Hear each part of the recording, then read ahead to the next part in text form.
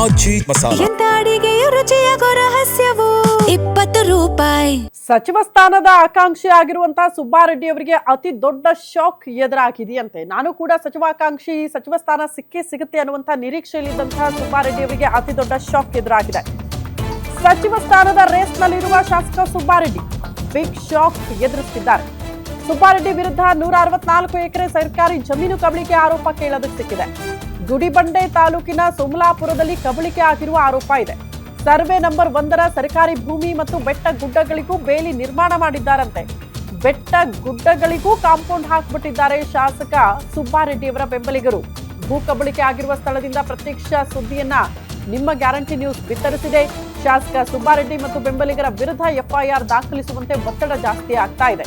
ದಲಿತ ಮುಖಂಡ ಎಎಸ್ಕೆ ಸಂದೇಶ್ ನೇತೃತ್ವದಲ್ಲಿ ಈ ರೀತಿ ಹೋರಾಟ ಮತ್ತು ಒತ್ತಡ ಜಾಸ್ತಿ ಆಗ್ತಾ ಇದೆ ಅನ್ನೋದ್ರ ಬಗ್ಗೆ ಡೀಟೇಲ್ ಸಿಗ್ತಾ ಇದೆ.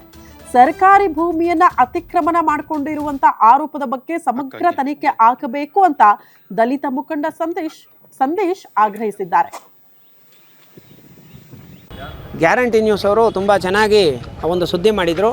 ಅದಕ್ಕೆ ಸಂಬಂಧಪಟ್ಟಂಗೆ ಅಧಿಕಾರಿಗಳು ಈ ಒಂದು ಮೀಡಿಯಾದವ್ರನ್ನ ನೋಡಿ ಸೋಮಲಾಪುರದ್ದು 134 ಎಕರೆ ಜಮೀನನ್ನು ಒತ್ತುವರಿ ತೆರವು ಮಾಡಿಸ್ಬೇಕಾಗಿತ್ತು. ದುಡ್ಡಲ್ಲಣ್ಣ, ದುಡ್ಡು ತಗೊಂಡವ್ರು ನಿಯತ್ಬೇಕಲ್ಲ. ಈಗ ಅಧಿಕಾರಿಗಳಿಗೆ ನಿಯತ್ತಿರಬೇಕಲ್ಲ, ದುಡ್ಡು ತಗೊಂಡಿರ್ತಾರಲ್ಲ. ಅದಕ್ಕೆ ಸಂಬಂಧಪಟ್ಟಂಗೆ ಅವ್ರು ಮಾಡಿಲ್ಲ. ನಾನು ಖುದ್ದು ನಮ್ಮ ಗ್ಯಾರಂಟಿ ನ್ಯೂಸ್ ನೋಡಿಕೊಂಡು ಇವತ್ತಿಲ್ಲಿಗೆ ಬಂದಿದ್ದೀನಿ.